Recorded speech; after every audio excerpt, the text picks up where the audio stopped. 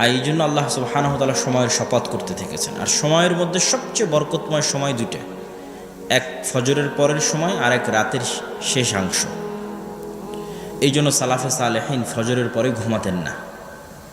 লা ইয়ানামুনা বা'দা সালাতিল ফজর, ফজর সালাতের পর ঘুমাতেন না। যদি সফরেও থাকেন, কষ্টও হয়, তো সূর্য উঠা পর্যন্ত অপেক্ষা করতেন। সূর্য উঠলে তারপরে ঘুমাতে যেতেন। কেননা আল্লাহর নবী বলছে, ইন্নাল্লাহা জাআলা লিহাদিহিল উম্মাল বারাকা ফি বুকুরিহা, আল্লাহ আমার উম্মতের জন্য বরকত রেখেছে সকালে। সকালকে কাজে লাগায় এমন কৃষক, তার ধন সম্পদে বরকত হবে। সকালকে কাজে লাগায় এমন ব্যবসায়ী, তার ধন সম্পদে বরকত হবে। সকালকে কাজে লাগায় এমন ছাত্র, তার জ্ঞানে বরকত হবে।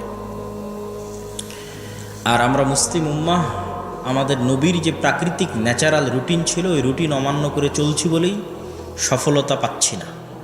আজকের পৃথিবীতেও যারা সবচেয়ে ধনী, কোটি কোটি টাকার মালিক, তাদের লাইফস্টাইলও গবেষণা করে দেখেন, তারাও সকাল সকাল ঘুম থেকে ওঠে এবং সকাল সকাল বিছানায় যায়। এটি আল্লাহ সুবহানাহু ওয়া তাআলার ন্যাচারাল, মানে প্রাকৃতিক নিয়ম, আল্লাহ এভাবেই করে দিয়েছে।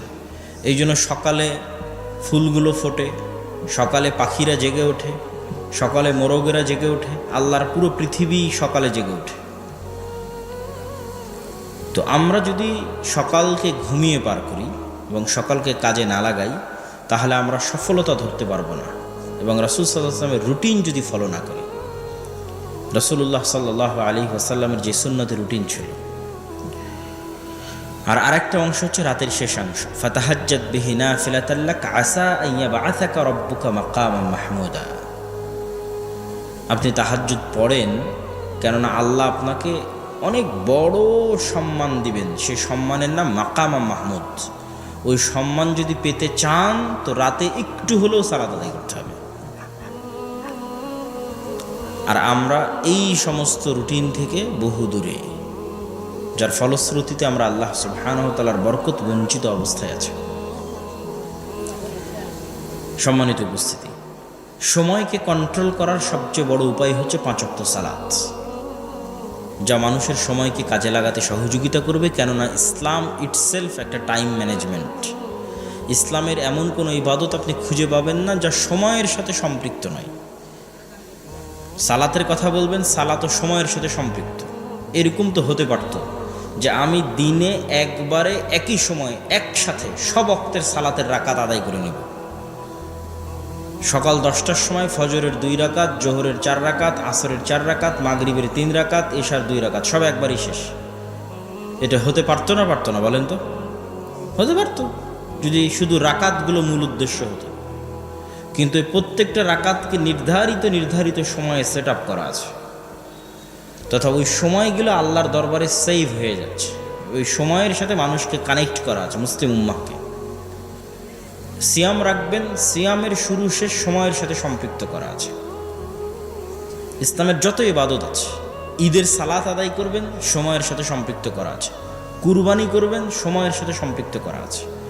এই পুরো দিনটা সময়ের সাথে কানেক্টেড। আল্লাহ সুবহানাহু ওয়া তাআলা আমাদেরকে সময়কে গুরুত্ব দেওয়ার তৌফিক দান করুক, আল্লাহুম্মা আমিন। বক্তব্যের দ্বিতীয় অংশ, বর্তমান বাংলাদেশে ইসলামী রাষ্ট্র ব্যবস্থা নিয়ে ব্যাপক আলোচনা হচ্ছে। মানুষজন চায় যে গণতান্ত্রিক উপায়ে তারা রাষ্ট্র ক্ষমতায় যাবে এবং ইসলাম প্রতিষ্ঠা করবে। এটি যে আকাশ কুসুম অলীক কল্পনার শামিল, তা তারা বুঝতে পারে না। ইসলাম রাষ্ট্র ক্ষমতায় যাবে আর সবচেয়ে বড় ব্র্যান্ডিং হচ্ছে ন্যায় বিচার। রাসূলুল্লাহ সাল্লাল্লাহু আলাইহি ওয়াসাল্লাম বলেন, লা তাকুমু সাআহ হাত্তা ইয়ানজিলা ঈসা ইবনে মারইয়াম। কিয়ামত ততদিন হবে না যতদিন মারিয়ামের সন্তান ঈসা পৃথিবীতে নেমে না আসেন। পৃথিবীতে নেমে এসে তিনি সমগ্র পৃথিবীতে হাকামান মুকসিতা, ন্যায় বিচার প্রতিষ্ঠা করবেন।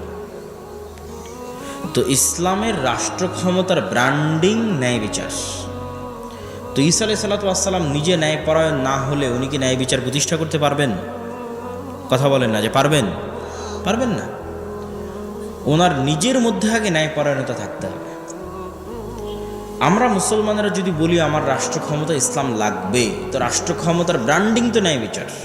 তো আমার নিজের মধ্যে যদি ন্যায়পরায়ণতা না থাকে, আমি কি রাষ্ট্র ক্ষমতা ইসলাম প্রতিষ্ঠার যোগ্য বলে বিবেচিত হব? হবে না।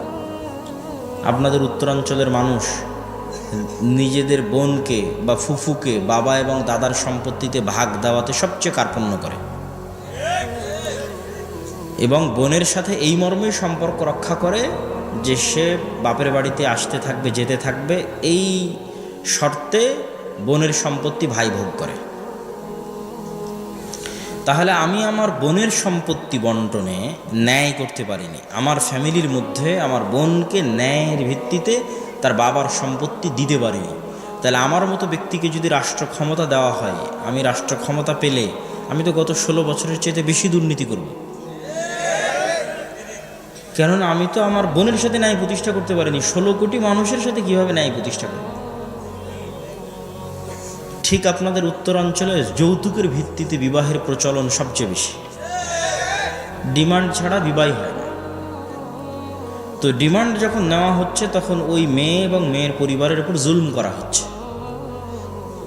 তাহলে যেই স্বামী বা যেই যুবক তার শ্বশুরের সম্পত্তি থেকে মোটরসাইকেল নেওয়া, ফ্রিজ নেওয়া, এসি নেওয়া, খাট নেওয়ার লোভ সামলাতে পারেনি, ওকে রাষ্ট্রের দায়িত্ব দিয়ে দিলে ব্যাংক যে গত 16 বছর যা লুটতরাজ হয়েছে তার চেয়ে বেশি হবে না, এর কোনো গ্যারেন্টি আছে? কোনো গ্যারেন্টি নেই। তো ওর শ্বশুরের সম্পত্তির প্রতি সে লোভ সামলাতে পারেনি, তাহলে রাষ্ট্রের দায়িত্ব দিলে সে পারবে? সে এর চাইতে বেশি চুরি করবে। তাহলে এই সমস্ত মুসলমানেরা কি আপনার মনে হয় আল্লাহর যে ইসলামী রাষ্ট্র ব্যবস্থার ব্র্যান্ডিং, যে ন্যায় বিচার প্রতিষ্ঠা করা, তার যোগ্য? আপনার কি মনে হয় তার যোগ্য? তার যোগ্য না।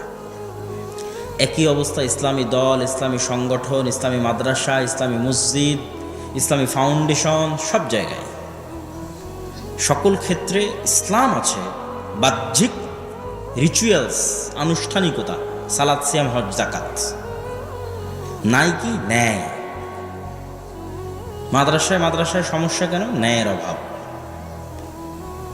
ইসলামী দলের আমির ওই কর্মীকেই পদায়ন করেছে যে বেশি চামচামি করে, আর ওকে বের করে দিয়েছে যে বেশি পরিশ্রম করে।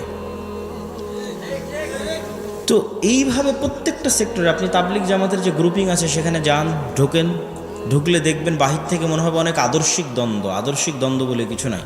আসলে ন্যায় রক্ষা হয়নি। হয় যিনি আমির উনি রক্ষা করতে পারেনি, না হয় যারা মামুর তারা রক্ষা করতে পারেনি। তো যারা নিজ নিজ সেক্টরে ন্যায় প্রতিষ্ঠা করতে পারছে না, সে রাষ্ট্রে ন্যায় প্রতিষ্ঠা করতে পারবে না।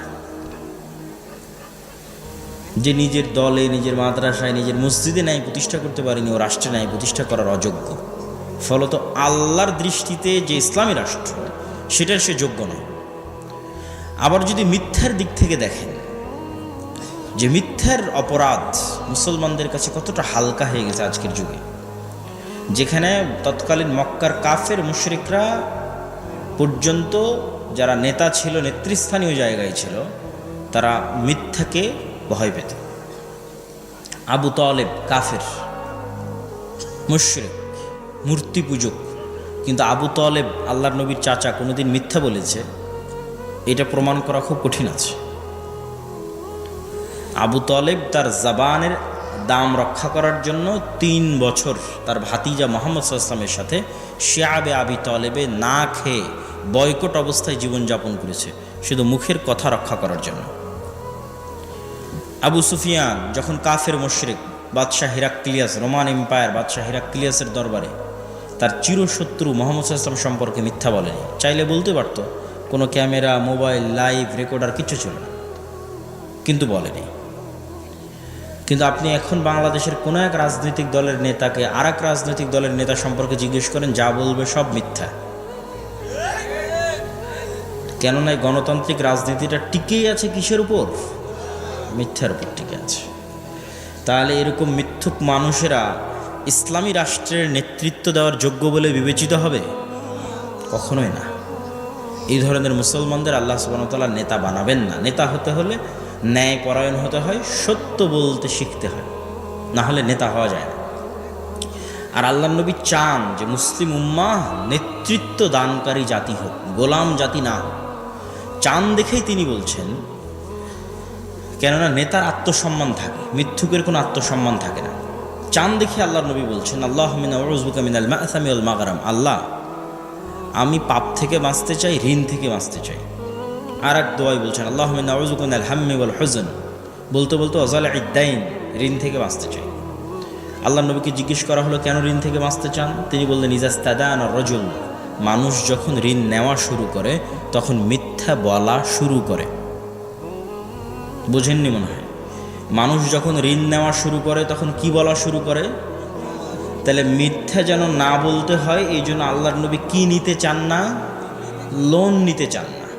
কেননা লোন নিলে মিথ্যা বলতে হয়, মিথ্যা বললে নেতৃত্বের যে যোগ্যতা আছে, সেলফ রেসপেক্ট, আত্মমর্যাদা যে আছে, এটা নষ্ট হয়ে যাবে, গোলাম হয়ে যাবে। এই জন্য ইহুদিরা চায় সুদের এমন একটা ইকোসিস্টেম তৈরি করতে যে পৃথিবীর প্রত্যেকটা মানুষ ঋণগ্রস্ত হবে।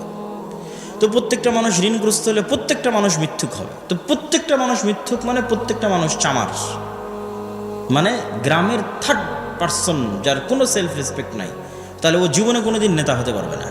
ওর নেতৃত্বের যোগ্যতা ওখানেই শেষ হয়ে গেছে।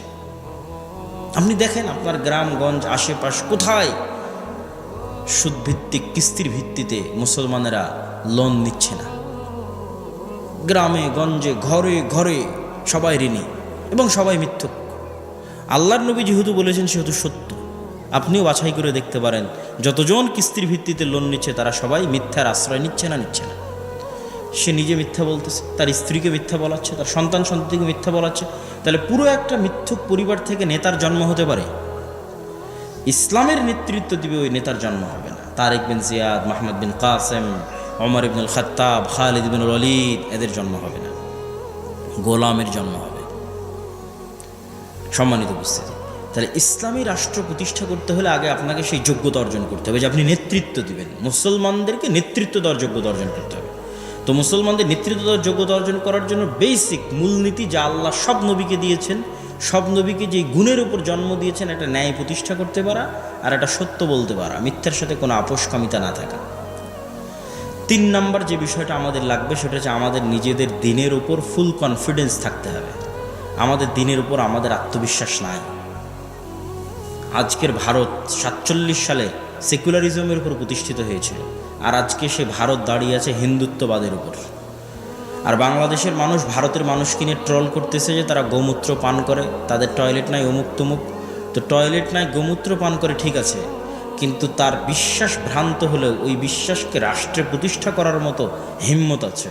আর তুমি কত বড় গোলামের গোলাম যে আল্লাহর নবীর একটা সুন্নাত না তোমার ব্যক্তি জীবনে, না পরিবারে, না সমাজে, না রাষ্ট্রে তুমি প্রতিষ্ঠা করতে পেরেছো। বরং হীনম্মন্যতায় ভোগো, নিজের নবীর দিন নিয়ে, নিজের নবীর সুন্নাত নিয়ে হীনম্মন্যতায় ভোগো। না জানি কি সন্ত্রাসী বলে, না জানি কি জঙ্গি বলে। তাহলে এরকম হীনম্মন্য জাতি কখনো নেতা হতে পারবে না, এরকম হীনম্মন্য জাতি কখনো মুক্তি পেতে পারবে না।